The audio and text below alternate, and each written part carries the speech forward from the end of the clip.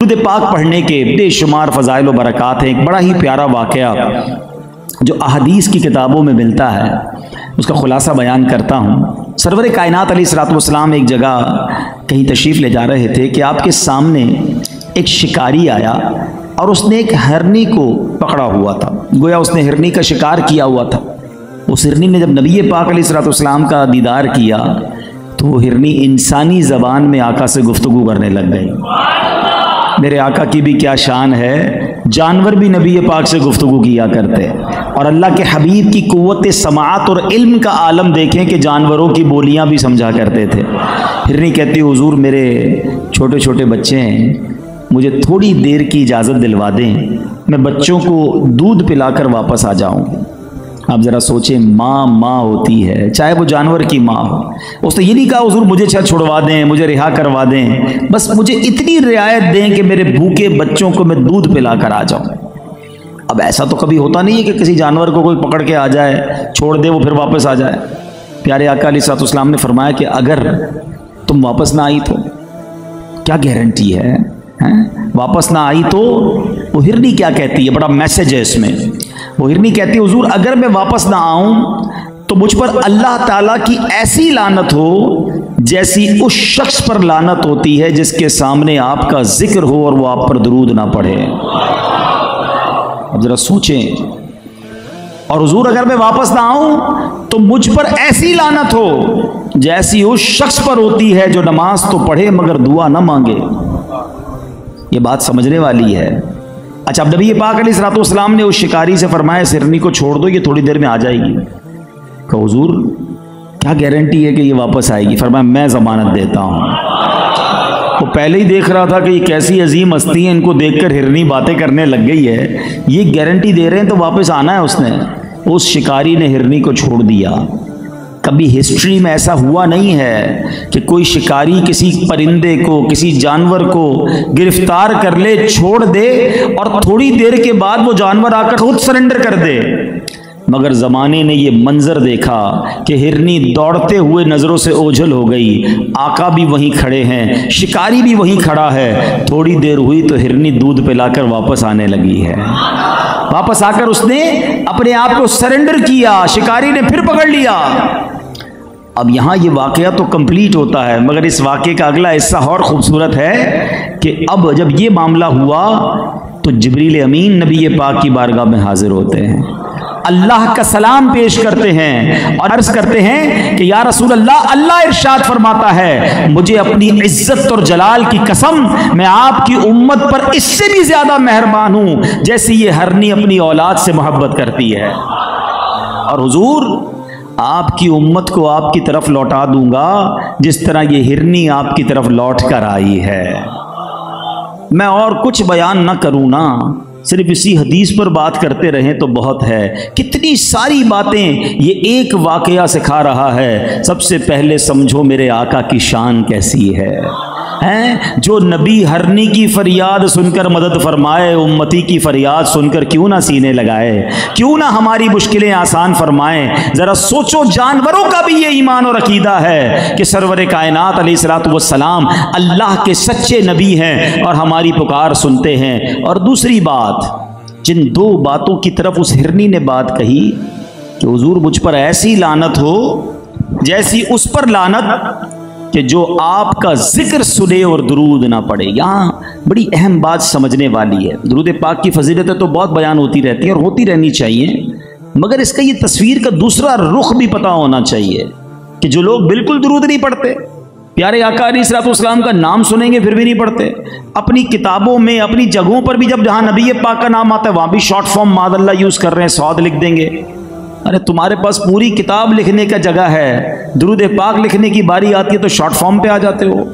نہ کریں ایسا، اور یاد رکھیے حدیث پاک کا مضمون ہے جو درود پاک پڑھنا بھول گیا وہ جنت کا راستہ بھول گیا۔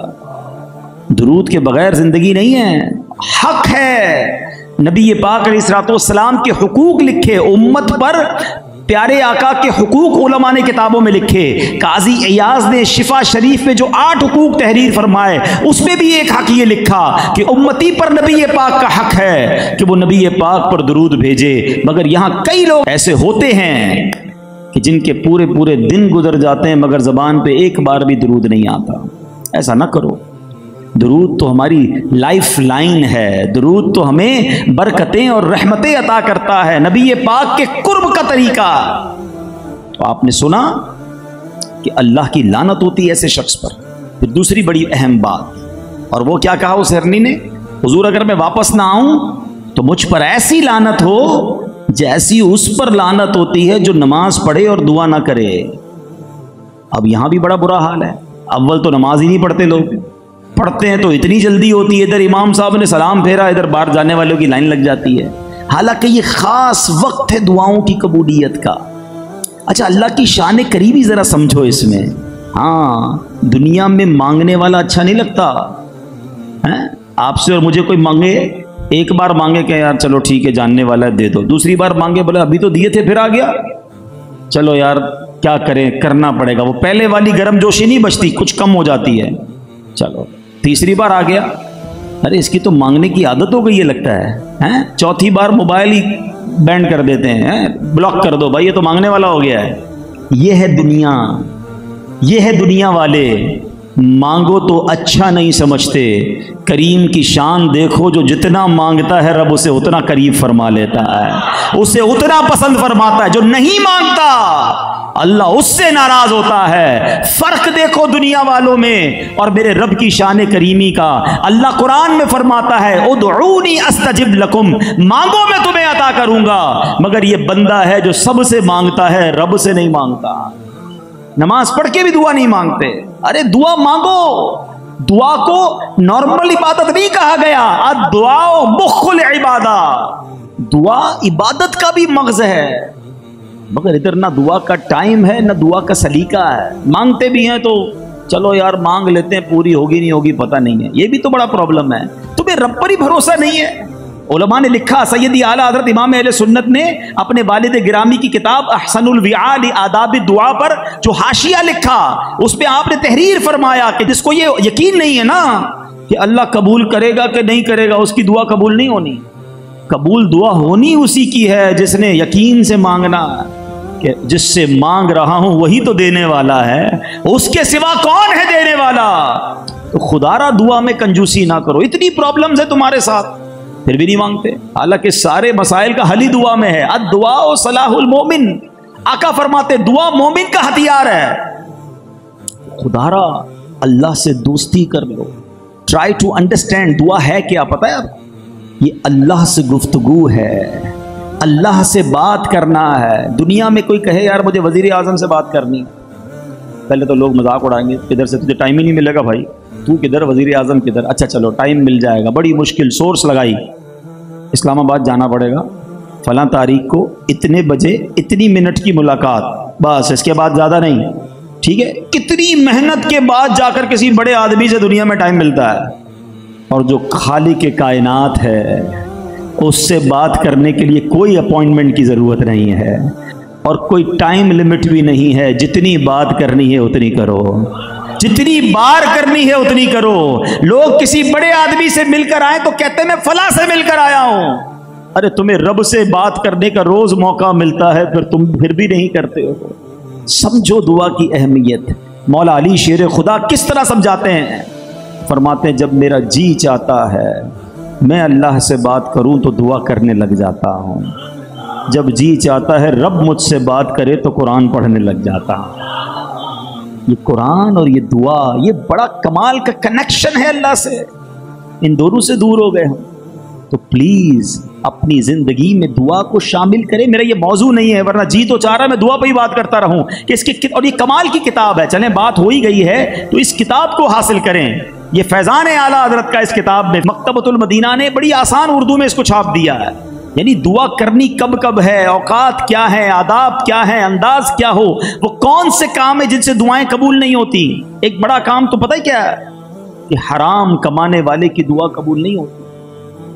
ادھر کون چیک کرتا ہے کدھر سے پیسے آ رہے ہیں, کہاں سے آ رہے ہیں. آنے دو بھائی, بیلنس بڑھنا چاہیے. موبائل کے اندر بھی جناب پتہ نہیں کون کون سے جوئے آ گئے, جس کو جو دیکھو بس کہیں سے بھی پیسے آنے چاہیے, پوچھنے کے لیے بھی کوئی تیار نہیں ہے. پھر کہتے ہیں نا نماز میں دل لگتا ہے, نہ دعائیں قبول ہوتی ہیں. ارے پہلے چیک تو کرو کہیں حرام تو نہیں کھا رہے. تو دعا قبول ہونے کے لیے روزی حلال ہونی چاہیے، پھر دیکھیں کیسے دروازے کھلتے ہیں، کیسے غیب سے برسات ہوتی ہے۔ تو بہرحال جو آخری بات اللہ کی طرف سے جو پیغام آیا کہ اے حبیب، اللہ تیری امت پر اس سے زیادہ مہربان ہے جتنی یہ ہرنی اپنے بچوں پر مہربان ہے۔ تو یہ ہے میرا مولا جو ماؤں سے زیادہ، ماں جتنا اپنے بچے سے محبت کرتی ہے نا، وہ اس سے زیادہ اپنے بندوں سے محبت فرماتا ہے۔ اب ہم ہیں کہ اللہ کی بارگاہ میں سر نہیں جھکاتے۔ تو امید ہے کہ درود پاک کی اور دعا کی اہمیت سمجھ آئی ہوگی۔ نیت کریں کہ روزانہ کثرت کے ساتھ درود پاک پڑھیں گے۔ آئیے مل کر محبت کے ساتھ بآواز بلند درود پاک پڑھ لیں۔ صلو علی الحبیب صلی اللہ تعالی علی محمد صلی اللہ علیہ وسلم۔